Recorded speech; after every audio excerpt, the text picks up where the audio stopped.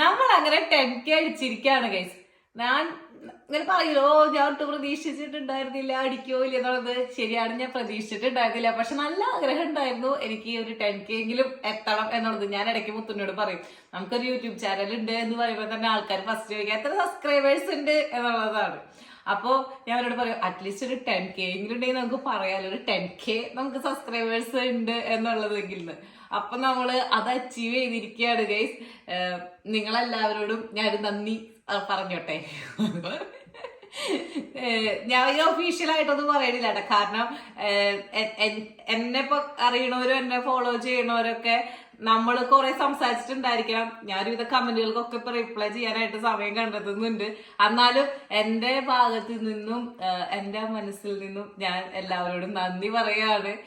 ഇത്രയും പേര് നമ്മളെ ഫോളോ ചെയ്താൽ മാത്രമേ എനിക്ക് ഇത് അച്ചീവ് ചെയ്യാൻ പറ്റുള്ളായിരുന്നു അല്ലെ. എന്തായാലും എന്റെ ഒരു പ്രയത്നം കൊണ്ട് മാത്രം ഇതിൽ ആൾക്കാർ കേറില്ല. അപ്പോ നിങ്ങളെല്ലാവരും സഹായിച്ചതിനും എന്നെ സബ്സ്ക്രൈബ് ചെയ്തതിനും ഒക്കെ നന്ദി. ഞാൻ ഇതുവരെ ഒറ്റ വീഡിയോയിൽ എന്നെ സബ്സ്ക്രൈബ് ചെയ്യാൻ പറഞ്ഞിട്ടില്ല. കാരണം അതൊക്കെ ഓരോരുത്തരുടെ ചോയ്സ് ആണ്.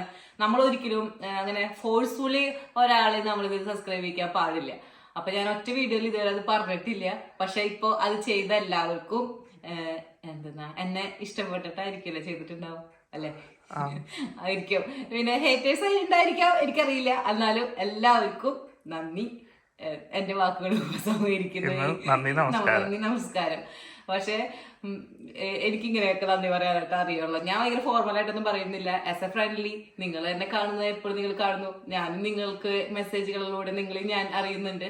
അപ്പൊ എല്ലാവർക്കും അഗെയിൻ താങ്ക് യു. അപ്പൊ ഇന്ന് നമ്മൾക്കൊരു ചെറിയ സെലിബ്രേഷൻ വെക്കാം എന്ന് നമ്മൾ വിചാരിച്ചു. എനിക്കിത് ആഘോഷിക്കണം എന്നൊക്കെ ഉണ്ടായിരുന്നു. പിന്നെ ഞാൻ വിചാരിച്ചു ഈ 10K ഒക്കെ ആഘോഷിച്ച ആൾക്കാരെന്ത് പറയും, ആൾക്കാരെന്ത് പറയുന്നുള്ളത് നമ്മളിപ്പോ കൺസിഡർ ചെയ്യാറില്ല. അന്നേരം നമ്മുടെ മനസ്സിലാരും ഇതുണ്ടാവുമല്ലോ. അപ്പൊ മിന്നു ചേച്ചി ആണെന്നുണ്ടെങ്കിൽ ഇതിന്റെ പിന്നാലെ തന്നെ ഇരിക്കുകയായിരുന്നു. പിന്നെ അലീനയും പറഞ്ഞിട്ടുണ്ടായിരുന്നു 10Kക്ക് കേക്ക് എന്റെ വകയാന്നുള്ളത്.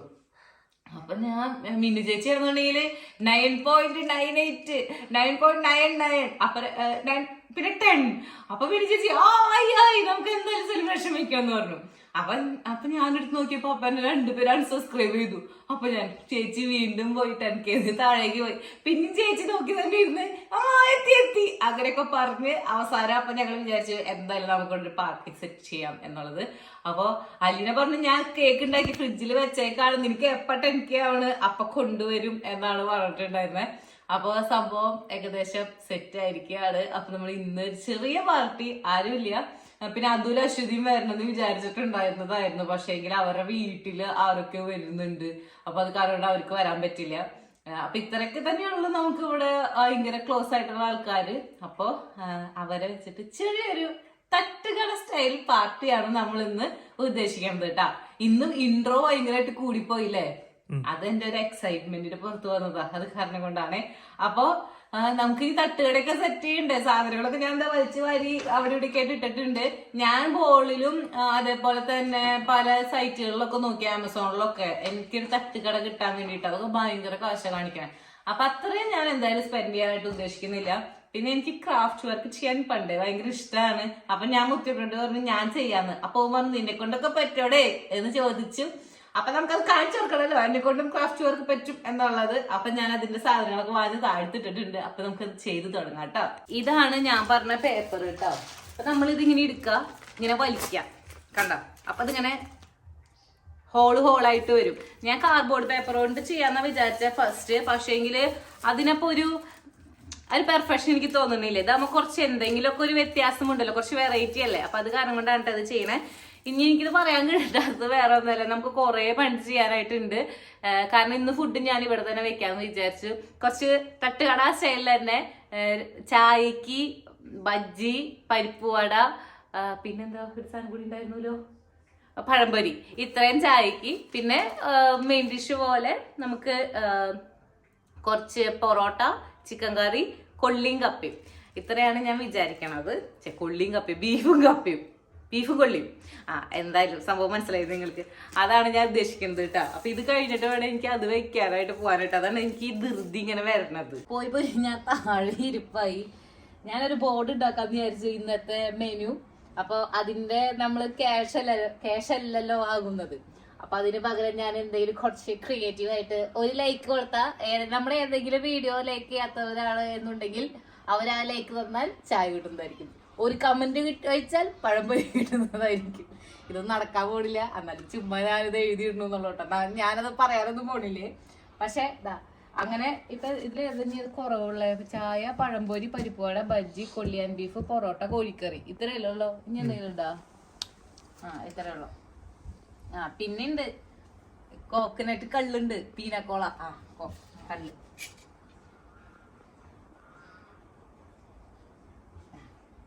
ഇത്ര കാര്യങ്ങളാണ്. ബിയർ പക്ഷെ ഇതിൽ എഴുതാൻ പറ്റണതല്ലോ.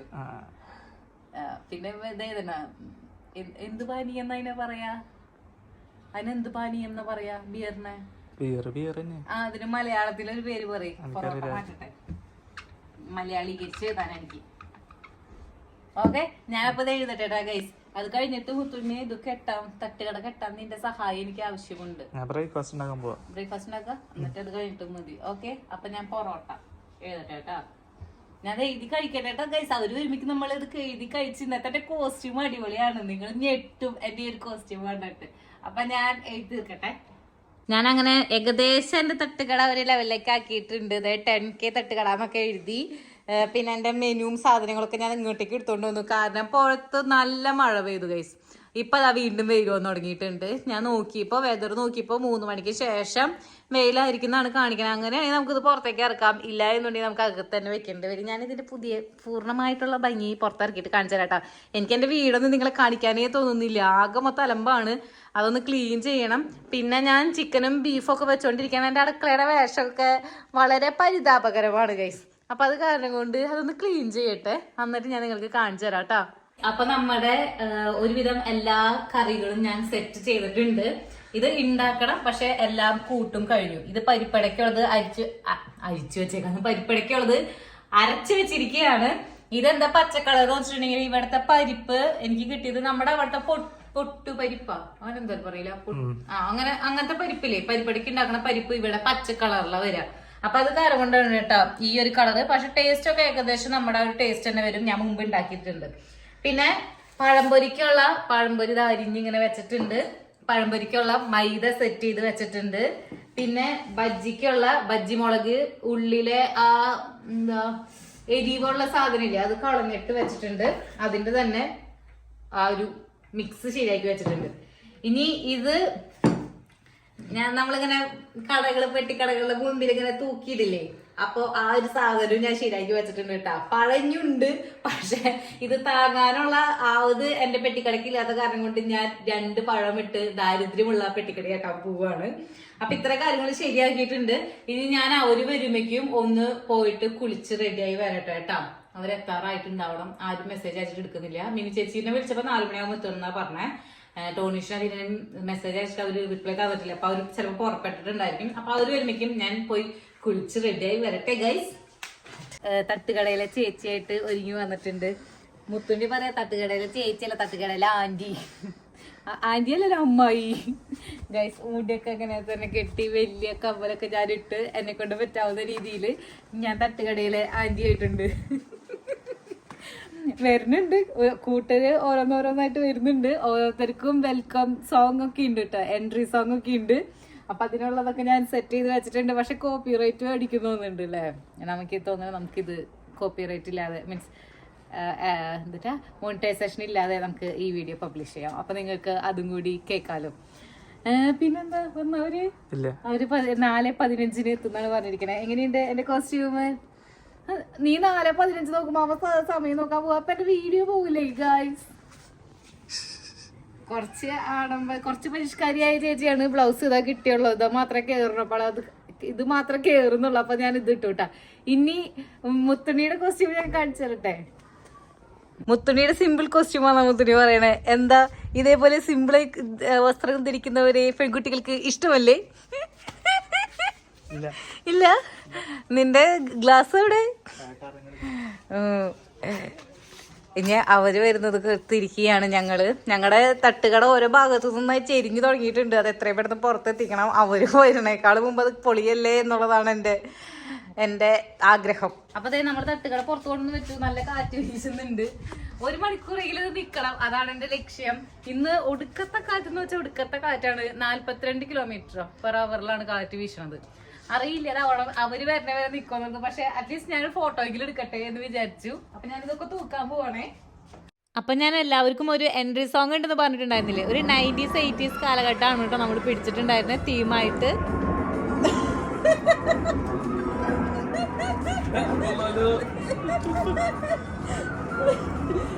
ഇനി ചേച്ചി പോകട്ടെ, ചേച്ചിയുടെ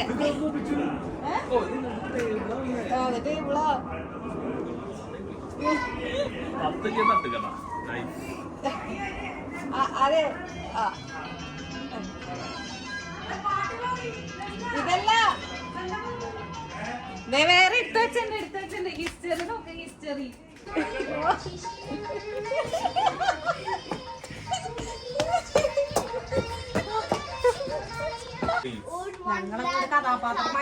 കഥാപാത്രമായി മാറി കൊറേ അങ്കടാ പോയി. എനിക്ക് വീഡിയോയിലിട്ട് കിട്ടിയില്ല. എന്നാലും ഞങ്ങളുടെ ഡെക്കറേഷനെ കുറിച്ച് 2 വാക്ക് നിങ്ങൾ പരാമർശിക്കേണ്ടതാണ്. കുറച്ച് അങ്ങോട്ട് തീക്കുന്നു പറഞ്ഞാൽ എനിക്ക് വീഡിയോയില് കിട്ടും.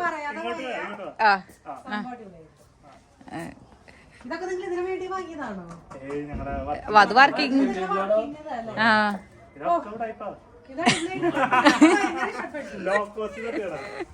ഞാനിത് ആമസോണിലും ഇതിലൊക്കെ നോക്കി, പക്ഷെ ഭയങ്കര കാശ് കാണിക്കാം.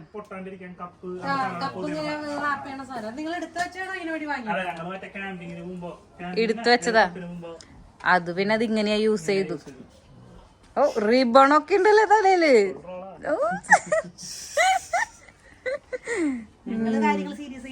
ഞങ്ങള് കാര്യങ്ങൾ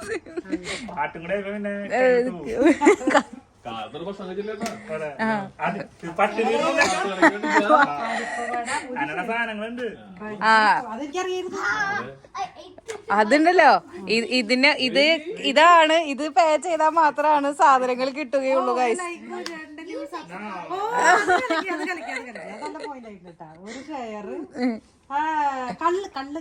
കള്ള് പീനാക്കോള ആ കോക്കനറ്റിന്റെ എന്തോ ഉണ്ടല്ലോ.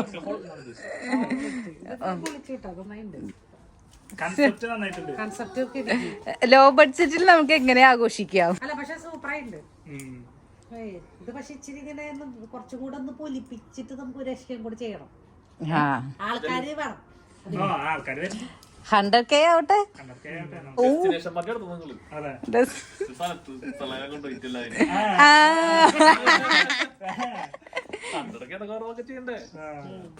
ഞാൻ ഫസ്റ്റത്തെ പഴംപൊരി പൊരിച്ചു തുടങ്ങി. അപ്പുറത്തെ സൈഡിൽ ഞാൻ ബജ്ജിക്കുള്ളത് വെച്ചിട്ടുണ്ട്. അപ്പൊ ഓരോന്ന് കഴിയുന്നതിനനുസരിച്ച് നമുക്ക് ഓരോന്നും ഉണ്ടാക്കാമല്ലോ. അപ്പൊ അടുത്തത് നമ്മുടെ ബജ്ജിയാണ് ഗൈസ്. ബജ്ജി എനിക്ക് വലിയ പരിചയമൊന്നുമില്ല ഉണ്ടാക്കി. ഇങ്ങനെയൊക്കെയാണല്ലോ നമ്മൾ പഠിക്കുന്നത്. ഇനി ഇവരായ കാരണം കൊണ്ട് എനിക്ക് എന്ത് ചെയ്യാനും ഭയങ്കര കോൺഫിഡൻസാണ്. Okay okay. അപ്പൊ നെക്സ്റ്റ് നമ്മുടെ പരിപ്പോടെ ഉണ്ടാക്കിക്കൊണ്ടിരിക്കുകയാണ്. ബജ്ജി ഉണ്ടാക്കി കഴിഞ്ഞു. ഇനി ബജ്ജി പോരായത് വരാണെങ്കിൽ കുഴപ്പമില്ല, നമ്മളാ തൂക്കിയിട്ട സാധനത്തിൽ നിന്നും എടുക്കേ വേണ്ടു. ഉണ്ടാവുമായിരിക്കും, കാരണം എരിവായ കാരണം കൊണ്ട് ഞാൻ കുറച്ച് പ്രിഫർ ചെയ്തോളത്. നമുക്ക് നോക്കി നോക്കാം. അപ്പൊ പരിപ്പട സെറ്റ് ആയിക്കൊണ്ടിരിക്കുകയാണ് കേസ്.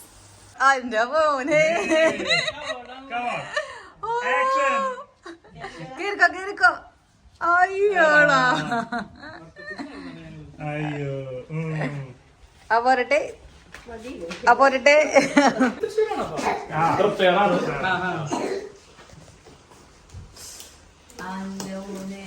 ഓ ഇതൊക്കെ ഇടുക്കിട്ടോ.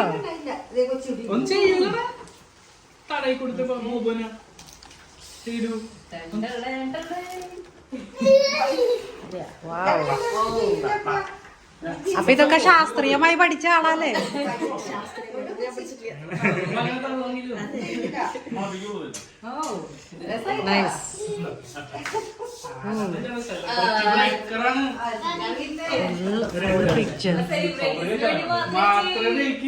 ഗൈസ്, അപ്പൊ നമ്മുടെ പഴംപൊരി, പരിപ്പുവട, ബജ്ജി ഒക്കെ സെറ്റ് ആയിട്ടുണ്ട്. അപ്പൊ ഞങ്ങൾ ആദ്യം തന്നെ കേക്ക് മുറിക്കാന്ന് വിചാരിച്ചു. ഇല്ലാന്നുണ്ടെങ്കിൽ ഇപ്പൊ ഭയങ്കര ചൂടാണ്, അപ്പൊ കേക്ക് ഇങ്ങനെ ഒലിച്ചു. അപ്പൊ അതിനു മുമ്പ് നമ്മൾ കേക്ക് മുറിക്കാൻ വേണ്ടി പോവാണ്. സോ കേക്ക് എടുത്തോളാം ലീന. അല്ല, ഇവരുടെ എൻട്രി എടുക്കണ്ടേ? അതെടുക്കണം. ആണോ? കേക്ക് ഇവിടെ വെക്കാം.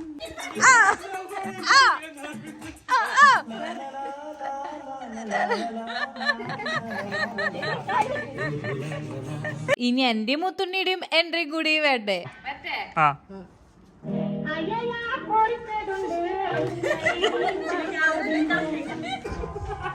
ഓക്കേ. ഇല്ല, ചിരിക്കില്ല. ഓ,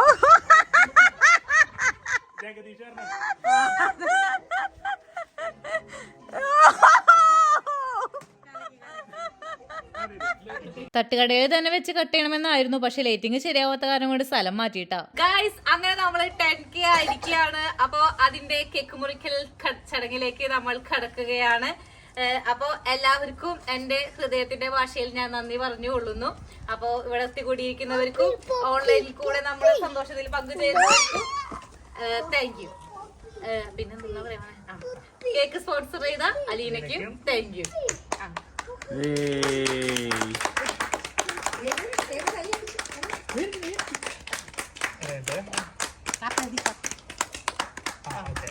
ഞാൻ തരട്ടെ നിനക്ക്. നിനക്കെന്നെ അല്ലാണ്ട് ഹാപ്പി ബർത്ത്ഡേ. പാട്ട് മാറി.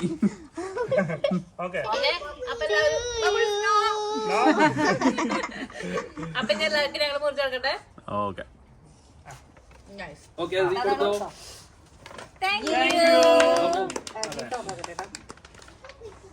എന്റെ മോനെ കാണിക്ക്, ആ സ്ക്രീനിലേക്ക് കാണിക്കും.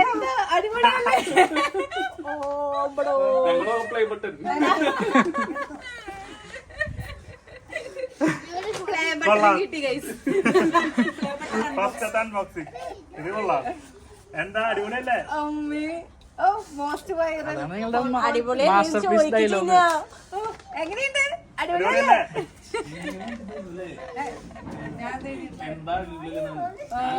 Nice. Thank you, thank you, thank you, thank you. ഇങ്ങനെ ആദ്യത്തെ പ്ലേ ബട്ടണായി.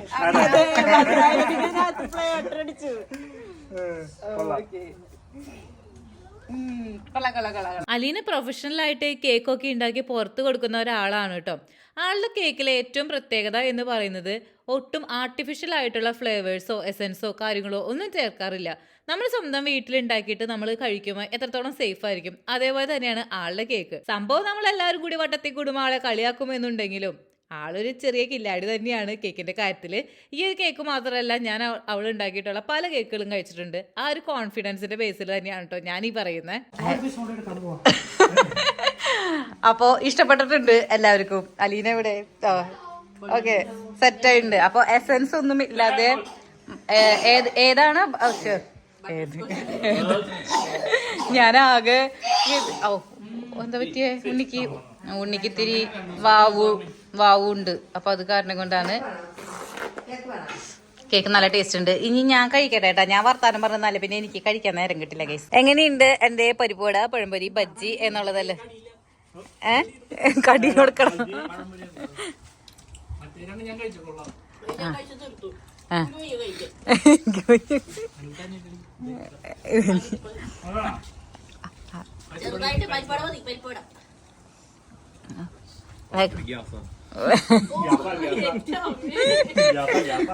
പറയ് എല്ലാവർക്കും ഇപ്പൊ കടികളൊക്കെ കിട്ടിയില്ലേ? ഇനി എല്ലാവരും പറയും എങ്ങനെയുണ്ട് എന്റെ പഴംപൊരി, പരിപ്പട എന്നുള്ളതൊക്കെ. അതിലെന്തോ ഒരു കൊത്തി.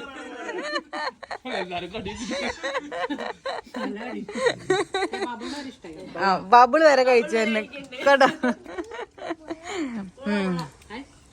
യെസ്, എന്ത് ചെയ്യുന്ന ഞാൻ തന്നെ ഉണ്ടാക്കും, ഞാൻ തന്നെ എല്ലാവരെ കൊണ്ട് പൊക്കിച്ച് പറയിപ്പിക്കും, എന്നിട്ട് ഞാൻ തന്നെ വീഡിയോ എടുക്കും, അത് ഞാൻ തന്നെ യൂട്യൂബിലിടും. അതിഥിക്ക് തോക്ക് കൊടുത്തിട്ടുണ്ട് കേട്ടോ. അതിഥിയും ചേട്ടനും ഭയങ്കര കൂട്ടുകാരായിണ്ട്. രണ്ടുപേരും ആളെ അതിഥിയുടെ പിന്നാലെ നടക്കണ ആള് എന്താ ചെയ്യണേന്ന് നോക്കിയിട്ട്. ഓ കാറ്റെന്നൊക്കെ പറഞ്ഞിട്ടുണ്ടെങ്കിലല്ലോ എന്റെ തട്ടുകടയുടെ അവസ്ഥയൊക്കെ നിങ്ങൾ ഇപ്പൊ കാണുന്നില്ലേ? ചിന്നു പറഞ്ഞോ. പറയാ ഗൈസ്, അങ്ങനെ തട്ടുകടയിലെ ചേച്ചി ഇനി മെയിൻ ഡിഷിലേക്ക് കിടക്കുകയാണ്. ഇപ്പൊ ഉള്ളത് ബീഫും കൊള്ളിയും, എന്താ പറയാ, കപ്പ ബിരിയാണി എന്ന് പറയാം നമ്മൾക്ക്. കണ്ട, ഇനി ഇത് ചൂടാക്കുന്നു, കൊടുക്കുന്നു. എന്റെ തട്ടുകട മുഴുവൻ പൊളിഞ്ഞു ഗൈസ്. ഇനി അതിലൊന്നും നടക്കില്ല. എനിക്ക് വലിയ വലിയ ആഗ്രഹങ്ങളൊക്കെ ആയിരുന്നു, പക്ഷെ ഒന്നും നടക്കുന്നില്ല. അപ്പൊ നമുക്ക് ബീഫും കൊള്ളി, നല്ല എല്ലൊക്കെ ഉള്ള സാധനാട്ടാ, സ്പെഷ്യലാ. എല്ലും ബീഫും സാധനമൊക്കെ ഉള്ളതാ. ഇനി അത് ചൂടാക്കട്ടെ കേട്ടോ. ഇവിടെ ആര് വന്നാലും ഞാൻ കൊടുക്കുന്ന ഒരു സാധനമാണ് അതാ സ്റ്റൂള്. മമ്മി വന്നപ്പോൾ ഇതുമ്മ തന്നെ ഞാൻ കയറ്റി നിർത്തിയേ. അമ്മയ്ക്ക് എനിക്ക് തോന്നുന്നു മമ്മീനേക്കാളും പൊക്കം കുറവാന്ന് തോന്നുന്നുണ്ട് അല്ലേ? അപ്പൊ അതാ നമ്മൾ ഓരോന്നോരോന്നായി സെറ്റ് ആക്കിക്കൊണ്ടിരിക്കുകയാണ്. ഞാൻ അപ്പുറത്ത് പോയിട്ട് അതൊന്ന് നോക്കട്ടെ. ഞാൻ അപ്പുറത്ത് വെച്ചിട്ട് ഇങ്ങോട്ട് പോകുന്നു. ഞാൻ നോക്കട്ടെ കേട്ടോ. അങ്ങനെ പൊറോട്ട മേക്കിങ് കഴിഞ്ഞിരിക്കുകയാണ്. ആളതാ താഴെ ഇറങ്ങിയിരിക്കുകയാണ്.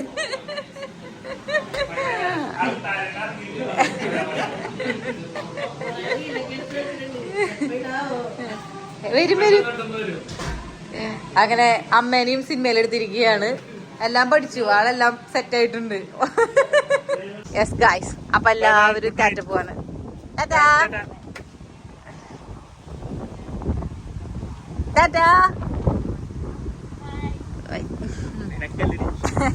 അമ്മയ്ക്കും തണുക്കുന്നുണ്ട്.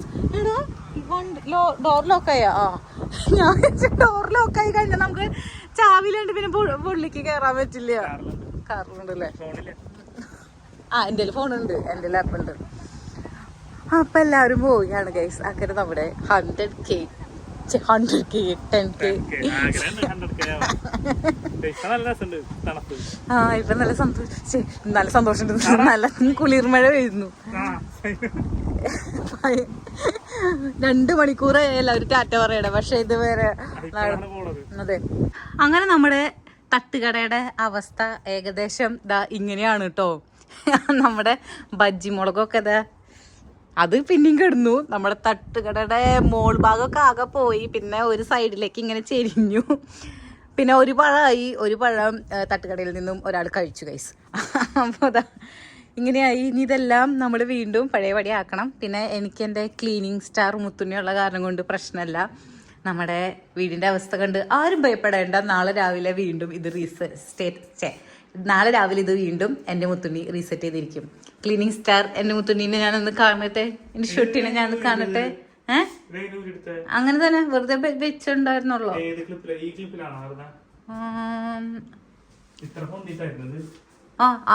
അതന്നെ തന്നെയാ. കാരണം ആ ഒരു പാട അവിടെ ഉണ്ടാവൂലേ. ഞാൻ ഇവിടുത്തെ ബോർഡൊക്കെ എടുത്തിട്ടാ കൊണ്ടുപോയിട്ടുണ്ടായിരുന്നത്. പക്ഷെ എന്നാലും നമ്മൾ വലിയ വൃത്തികേടാക്കാതെ ഇന്ന് കിച്ചൺ കാത്തു സൂക്ഷിച്ചു എന്നുള്ളതാണ് എനിക്ക് തോന്നുന്നത്. ഡിഷ് വാഷർ നിറഞ്ഞിട്ടുണ്ട്. 2ാമത്തെ ലോഡ് ഡിഷ് വാഷർ നിറഞ്ഞിരിക്കുന്നു. എന്നാലും നമുക്ക് ക്ലീൻ ചെയ്യാം. എനിക്ക് എൻ്റെ മുത്തുള്ള കാരണം കൊണ്ട് ആ ഒരു ടെൻഷനില്ല. പിന്നെ ചേച്ചിയുടെ ഈ ഒരു പരിപാടി ഇതെനിക്ക് ഭയങ്കര ഇഷ്ടപ്പെട്ടു കേട്ടോ. നമുക്കൊരു ഭയങ്കര ഒരു അംഗീകാരം കിട്ടിയ പോലത്തെ ഒരു തോന്നലായിരുന്നു. അങ്ങനെ തോന്നിയത് നിനക്ക് ഇല്ലേ? നമ്മളിങ്ങനെ എന്താ പറയാ, നമുക്കൊരു യൂട്യൂബ് പ്ലേ ബട്ടൺ അയച്ചു തന്ന എനിക്ക് ആ ഒരു ഫീൽ തന്നെയായിരുന്നു എനിക്കിത് കിട്ടിയപ്പോ തോന്നിയത്. ഫസ്റ്റ് പ്ലേ ബട്ടൺ തന്നെയാണ് കേട്ടോ. അത് ഭയങ്കര ഒരു മെമ്മറിയാണ്. ഇത് ഞാൻ ഇന്നും ഇങ്ങനെ തന്നെ കാലത്ത് സൂക്ഷിക്കും. എനിക്കിത് കിട്ടിയപ്പോ എനിക്ക് അങ്ങനെ തോന്നി. എന്താ പറയാ, ഭയങ്കര ഒരു ഹാപ്പിനെസ്. നീ എടുക്കാം. അതെനിക്ക് ഭയങ്കര ഒരു ഹാപ്പിനെസ് തന്നെയായിരുന്നു കേട്ടോ അത് കിട്ടിയപ്പോ. സംഭവം എന്താ വലിയ, നിങ്ങൾക്ക് കാണുമ്പോൾ വലിയ ഒരു ഇതായിട്ട് തോന്നുന്നില്ലെങ്കിലും എനിക്കെന്തോ നമ്മൾ ചെയ്ത ഒരു പ്രയത്നത്തിന്റെ ഒരു ഫലം എന്നുള്ള രീതിയിൽ കിട്ടിയ പോലെ ഒരു ഭയങ്കര അംഗീകാരം കിട്ടിയ പോലെ എനിക്ക് തോന്നുന്നുണ്ട് കേട്ടോ. മുത്തുണ്ണിക്ക് എന്താ തോന്നിയ? അതെ അല്ലേ? എന്നെക്കാളുപരി നീയാണല്ലോ ഇതിൽ വർക്ക് ചെയ്യണേ. അല്ല, എന്നാലും നീയാണല്ലോ എന്റെ ക്യാമറ. നമുക്കൊരു ഫസ്റ്റ് പ്ലേ ബട്ടൺ പോലെ തന്നെയാണ്. എനിക്ക് ചിലപ്പോ ഈ യൂട്യൂബിൽ നിന്ന് കിട്ടുന്ന ഇതിനേക്കാളും കൂടുതൽ ചിലപ്പോ ഞാനിത് സൂക്ഷിക്കാം. കാരണം എനിക്ക് കിട്ടുമെന്നൊന്നും എനിക്കറിയില്ല കേട്ടോ. 100K ഒക്കെ കിട്ടണം എന്നുണ്ടെങ്കിൽ. പക്ഷെ എന്നാലും ഞാൻ ചിലപ്പോ ഇത് ഭയങ്കരമായിട്ട്, ചിലപ്പോ ഇതെന്നല്ല, ഇതെന്തായാലും ഭയങ്കരമായിട്ട് സൂക്ഷിക്കും. അതിനേക്കാളും കൂടുതൽ ഞാൻ ഇത് ചിലപ്പോ സൂക്ഷിക്കും, ചിലപ്പോഴല്ല സൂക്ഷിക്കും. പിന്നെ അലീന കേക്ക് ഉണ്ടാക്കി തന്നു. എന്താ അടിപൊളി കേക്കായിരുന്നു കേട്ടാ. അതും നമ്മള് പറയണല്ലോ. കാരണം അവള് പറഞ്ഞ പോലെ അവളെ കളിയാക്കാനായിട്ട് നമ്മൾ പലതും പറയും എന്നുണ്ടെങ്കിലും എന്തെന്നാ കറക്റ്റ് ആ ഒരു ടേസ്റ്റ് കിട്ടണ ഒരു കേക്കായിരുന്നു. പിന്നെ നമുക്കായ കാരണം കൊണ്ട്, പിന്നെ ഒരു ഹോംലി ആയ കാരണം കൊണ്ടും നല്ല ഫ്ലേവറില് അല്ല അവള് ഫുൾ നാച്ചുറൽ ആണ്. ഒന്നും കെമിക്കൽസ് അല്ല, ആർട്ടിഫിഷ്യൽ ആയിട്ട് പ്രിസർവേറ്റീവ് ഒന്നുമില്ല. ആ കേക്ക് കഴിക്കുമ്പോ മനസ്സിലാവും, നമ്മൾ ആ ഫ്രൂട്ട് കഴിക്കണ പോലെയാണ്. അതേ ഒരു ടേസ്റ്റ് തന്നെയാണ് നമുക്ക് തോന്നുന്നത്. നെറ്റ്സും കാര്യങ്ങളൊക്കെ ഇട്ട് നമ്മള്, അല്ലെങ്കിൽ നമ്മൾ വേറെ എവിടെന്നെങ്കിലും വാങ്ങുമ്പോൾ നമുക്ക് മനസ്സിലാവും അതിൽ എസൻസ് ഉണ്ട് അല്ലെങ്കിൽ എന്തെങ്കിലും അതിൽ ചേർത്തിട്ടുണ്ടെന്നുള്ളത്. പക്ഷെ അവള് നന്നായിട്ട് ഉണ്ടാക്കി തന്നിട്ട് അവളെ മുൻപിൽ വെച്ച് നമ്മൾ അവളെ കളിയാക്കുള്ളൂ. എന്നാലും അടിപൊളി കേക്കായിരുന്നു കേട്ടാ. അപ്പൊ ഇത്രയൊക്കെയാണ്. എനിക്കെന്തോ ഭയങ്കര സന്തോഷമുള്ള ദിവസമാണ് ഇന്ന് എനിക്ക്. മുത്തുനോ? അതെ. അപ്പൊ ഞാൻ ഇത് എല്ലാം എടുത്ത് വെക്കട്ടെ ഗൈസ്. ഞാൻ സന്തോഷിച്ച് ആർവാദിച്ച് നടക്കാണ്. ഇവരാണ് ഫുള്ളും ക്ലീൻ ചെയ്യണേ. എന്നാൽ ഞാനൊന്ന് സഹായിക്കട്ടെ. അപ്പൊ ഞങ്ങൾ ഇത്ര നേരം പഴംപൊരിയും ബജ്ജിയും പരിപ്പടിയൊക്കെ കഴിച്ച് വയറാകെ നിറഞ്ഞിരിക്കുന്നു. അപ്പൊ ഒന്നും കഴിക്കാൻ പറ്റുന്നുണ്ടായില്ല. കുറച്ചേരം സിനിമയൊക്കെ കണ്ടപ്പോ വീണ്ടും ഞങ്ങൾക്ക് വെച്ചിരുന്നു. അപ്പൊ നമ്മള് വീണ്ടും ഫുഡ് കഴിക്കാണ്. നല്ല എല്ലും ബീഫും കപ്പയും ഒക്കെ ഇട്ടിട്ടുള്ള നല്ല ആക്ച്വലി കറിയുണ്ട്. അപ്പൊ ഞാൻ അത് കഴിക്കുകയാണ്. മുത്തുണ്ണി അതും പൊറോട്ടയും കഴിക്കാണ്. അപ്പൊ നമുക്കിനി അടുത്തൊരു വ്ളോഗിൽ കാണാല്ലേ. അപ്പൊ അതുവരെ എല്ലാവർക്കും ബൈ.